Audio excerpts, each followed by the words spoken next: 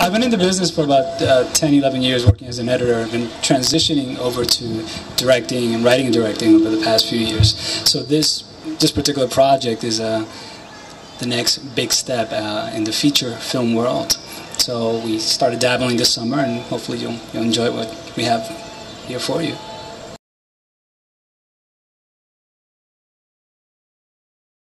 I think all of the answers are fascinating because there isn't really one mission. We were talking earlier about Latino films and the Latino market, and I think you've heard of quite a couple of different voices and perspectives, and they're all absolutely valid. Like my movie, Bodega Dreams,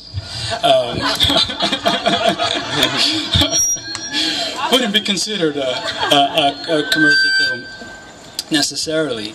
And I think someone touched on mentors, having mentors.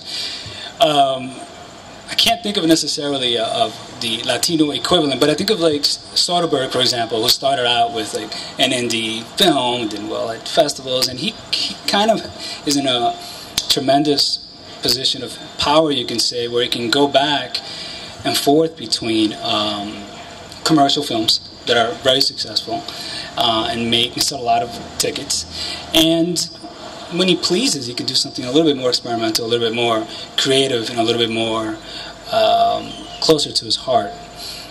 So my mission would be, in a perfect world, somewhere along those lines, because I think you kind of need that balance of having a commercially successful project, so that we can actually start getting to this level where we can prove, hey, you know what, the product that we produce and we make, makes money, and ultimately, for better or for worse, it can come down to that.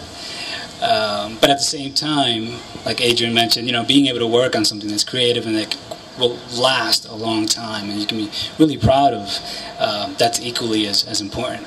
So my mission is being able to strike that balance where we can put Latinos and tell our stories, which is a very different perspective, on the screen for people to see,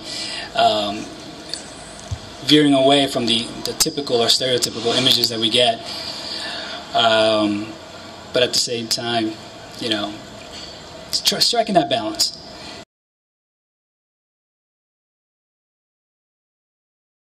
I think first and foremost, I've become really curious. So the people, my family, friends, and being a little older now, the people that I grew up with, that I can kind of start seeing past the surface layers of, and I think those are the stories that always intrigue me.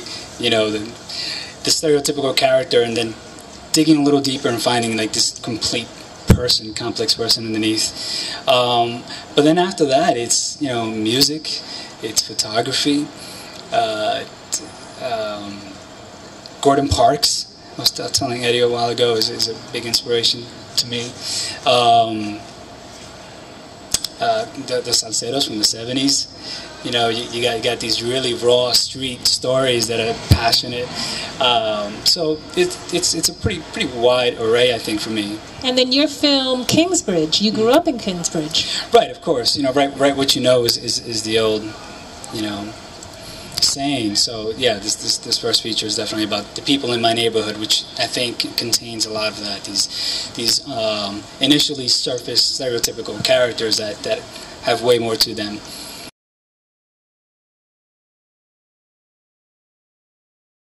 I think, and it's more like a macro answer. So the short term, I guess, is to get Kingsbridge done. Get it produced, get it out there. I'm just really hungry and eager to show people. And also to then move on, which brings me to the macro. It's kind of this Zen-like answer that Adrian was touching on, that it just doesn't end. It's like I already have another idea for something else, and it's always like this continuous flow, and creative ideas beget more creative ideas, and if we're on this creative field, it just keeps coming. There is no end. Oh, I'm going to take a break. It's almost like you can't help it. So the next part of the process is just to, I guess, follow that flow of energy that's coming from this particular project. If that sounds, sorry if that sounds too vague, but that's my answer.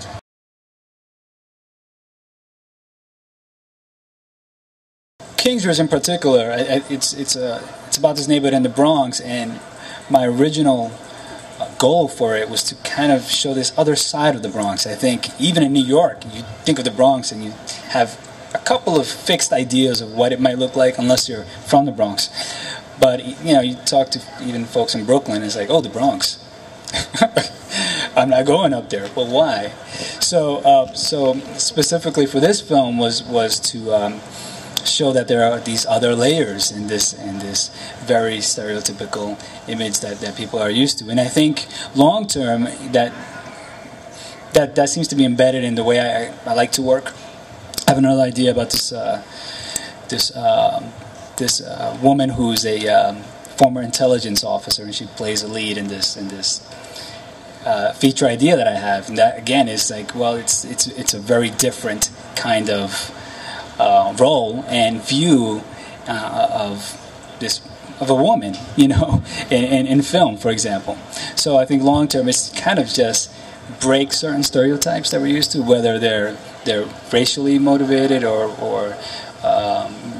whatever it is. So that's actually very intriguing to me to do that, kind of break the stereotype and show you the flip side or the other possibility.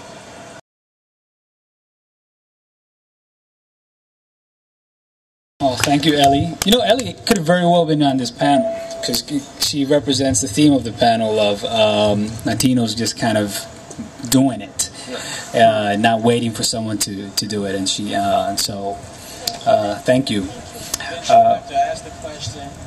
It would have been fun to watch. It would have been really funny. It would have been good. But you know, as far as paving, I forget the theme of the actual panel. It was paving Latinos paving avenues for their success. Right.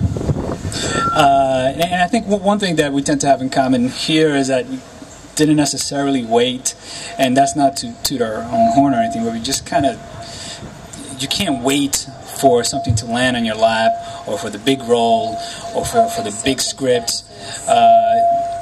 Or the perfect circumstances. Well, right. You just kind of have to do it, or, you know, and you may fall flat on your face, but then you kind of get up and you try it again. And then that's a huge part of it. Just doing it, creating the work. And something that Eddie touched on was that when you do that, when you create a script, a movie, whatever it is, by default you're going to help someone else as well. It's just because of the nature of the art. It's a collaborative art. You by default will also be creating work for other people. So if you're trying to create good work, something that's quality, something that's going to be memorable, you're going to be by default doing that for others as well. So that's the closing on my part.